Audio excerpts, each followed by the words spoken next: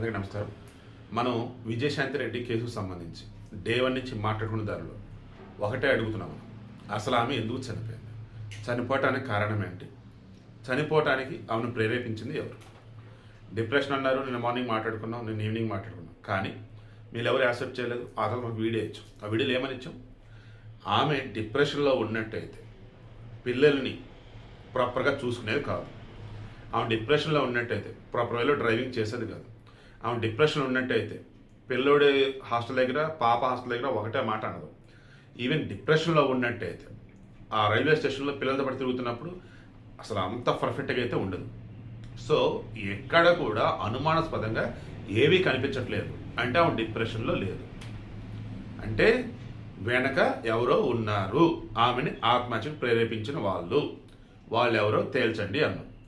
భర్త మీద కానీ, అన్న మీద కానీ, వాళ్ళ అమ్మ మీద, ఎవరి మీద మన అనుమానం వ్యక్తం చేయరు. But something is there. ఇది చేస్తూ మన హైదరాబాద్ సిపి సజ్జనార్ గారికి, రాచకొండ సిపి గారికి, అదేవిధంగా తెలంగాణ పోలీసు అందరూ కూడా రిక్వెస్ట్ చేసింది ఏంటంటే ఈ కేసును క్లోజ్ చేయొద్దు. దయచేసి ఇందులో నిజాలేంటో తెలిసేంత వరకు కూడా మీరు మీ డ్యూటీని సక్రమంగా చేయండి. అఫ్కోర్స్ డోంట్ డౌట్ సక్రమంగానే చేస్తారు. అంటే ఫాస్ట్ అప్ చేయండి సార్, వదలొద్దు సార్ అని చెప్పేసి ఎగ్జాక్ట్గా రీసెంట్గా జస్ట్ ఇందాక ఒక అప్డేట్ వచ్చింది ఏంటంటే కేసు క్లోజ్ కాల, డిప్రెషన్ వల్లే చనిపోయారని చెప్పేసి ఫైనల్ చేయలే.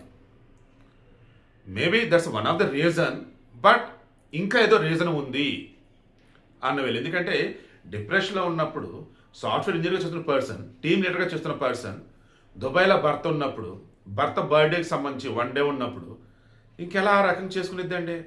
కనీసం కౌన్సిలింగ్కి వెళ్ళదా? సైకాలజిస్ట్ని కలుస్తారు కదా, పోనీ ఇంకేదైనా మెంటల్ ఇష్యూస్ అనుకుందాం, సైకాట్రిస్ట్ని కలుస్తారు కదా. ఆ రకంగా స్లిప్స్ ఉన్నాయా? మెడికల్ స్లిప్స్ ఉన్నాయా? మెడికల్ కేస్ షీట్ ఉందా? 27వ తారీఖున పాపను బయటకు తీసుకొచ్చి 28వ తారీఖున జేఈ మెయిన్స్ రాపించి 29వ తారీఖున ఆమె కదా వెళ్ళి మళ్ళీ హాస్టల్ డ్రాప్ చేసి వచ్చింది. 30వ తారీఖు నైట్ చనిపోవాలనుకున్నప్పుడు ముందు ఇవన్నీ చేయదు కదా. అండ్ జేఈకి సంబంధించి ఇద్దరు పిల్లలు గట్టిగా ప్రిపేర్ అవుతున్నారు. పిల్లడేమో ఇంటర్మీడియట్ ఫస్ట్ ఇయర్, పాప ఏమో ఇంటర్మీడియట్ సెకండ్ ఇయర్. ఈ మూమెంట్లో వాళ్ళు ఐఐటీలో సీట్లు కొడతారని కదా గట్టిగా మనం నిన్న మాట్లాడుకున్నాం. సో దీని అర్థం ఏంటి? ఓవరాల్ మొత్తం క్రాస్ చెక్ చేస్తున్నప్పుడు అప్పటికప్పుడు ఆమె తీసుకున్న నిర్ణయం ఇది, ముందుగా ఉన్న నిర్ణయం కాదు. అప్పటికప్పుడు అంటే 30వ తారీఖు ఏదో జరిగింది.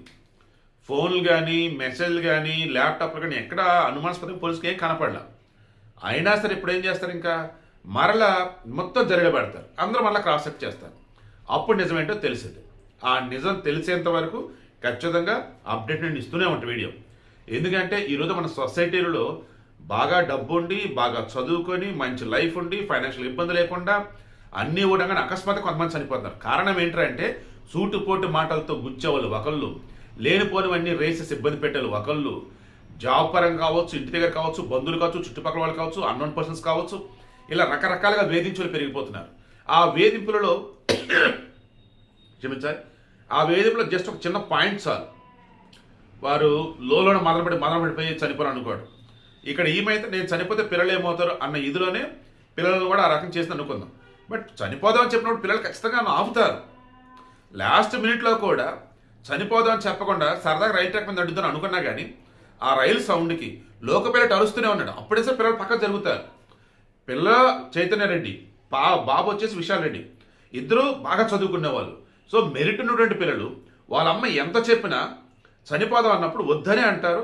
లాస్ట్ మినిట్లో అయినా సరే కనీసం వాళ్ళ అమ్మని ట్రాక్ నుంచి పక్కకు తోసేస్తారు, వద్దమ్మ బతుకుదాం అమ్మ అని.